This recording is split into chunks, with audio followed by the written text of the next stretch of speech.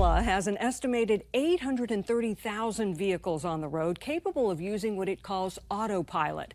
But after a series of crashes with emergency vehicles like this one, that technology is now the subject of a federal safety investigation.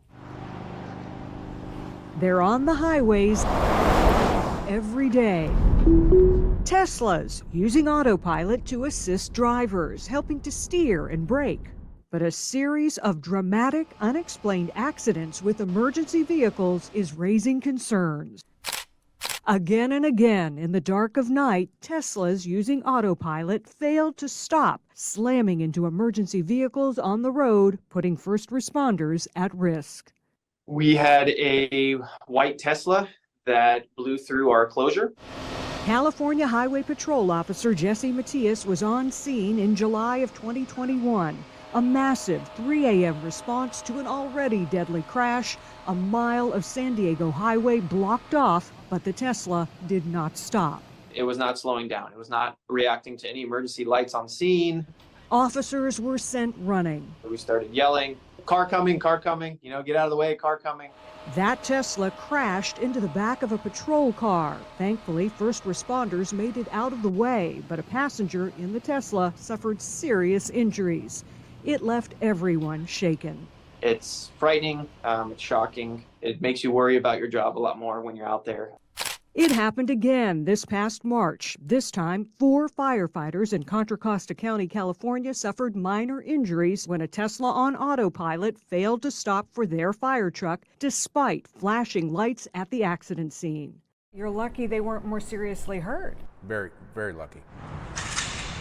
Contra Costa County Deputy Fire Chief Aaron McAllister is sounding the alarm.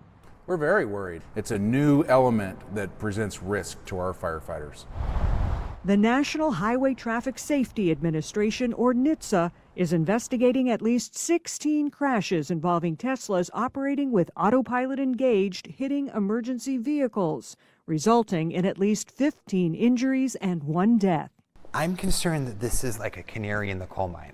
University of South Carolina professor Bryant Walker-Smith is an international expert on driving automation and its legal implications, trained as both a lawyer and engineer. What is happening here? Why are so many of these Teslas crashing into emergency vehicles? Here's the basic promise of Tesla's Autopilot and, in fact, any driver assistance system. That promise is it will work unless and until it doesn't. It's true. Automakers like Tesla and others maintain there is no guarantee their advanced driver assist systems will always work. And they put the onus on you to be ready at all times to take over. The assumption is that an alert, attentive human driver will be there to monitor, correct, step in, to basically do all of the driving. Unfortunately, too often that message isn't getting through. In this dramatic example under investigation in North Carolina, dashcam video shows 2 officers barely escaping an out-of-control cruiser careening forward after it was hit by a Tesla on Autopilot going 70 miles per hour.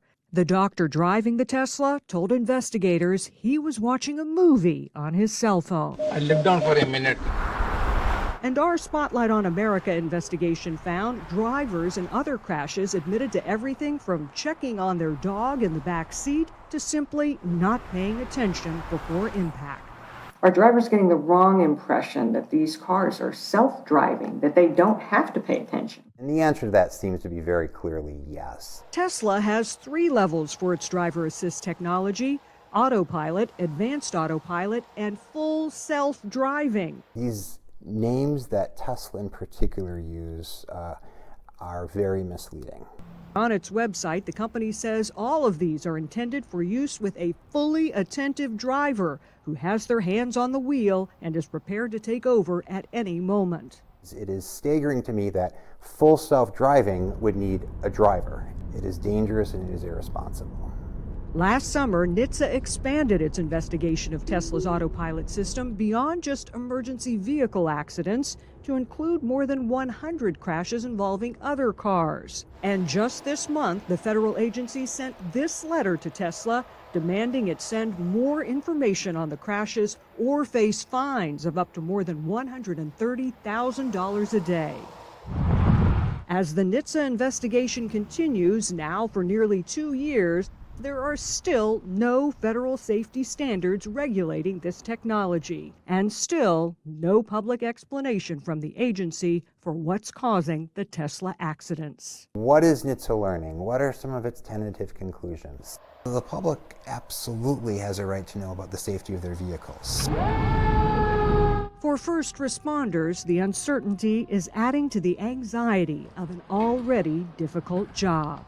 We have a lot of ways to be distracted on the highway, and now we have another one because your car allows you to not pay attention that places our firefighters at risk. Tesla did not respond to our request for an interview for this report. Earlier this year, the company agreed to recall some of its driver assist systems and has issued multiple software updates as a result of the NHTSA investigation. But that probe is still ongoing. NHTSA would not agree to an interview with Spotlight on America, saying it won't comment on open investigations. For Spotlight on America, I'm Angie Moreski. Hi, I'm National Investigative Correspondent Angie Moreski. Thanks for watching Spotlight on America on YouTube. If you enjoy our investigative reports, please consider subscribing to our channel. And if you have a tip for a future investigation, we want to hear from you. Just send your idea to spotlight@sbgtv.com. And we'll see you next time.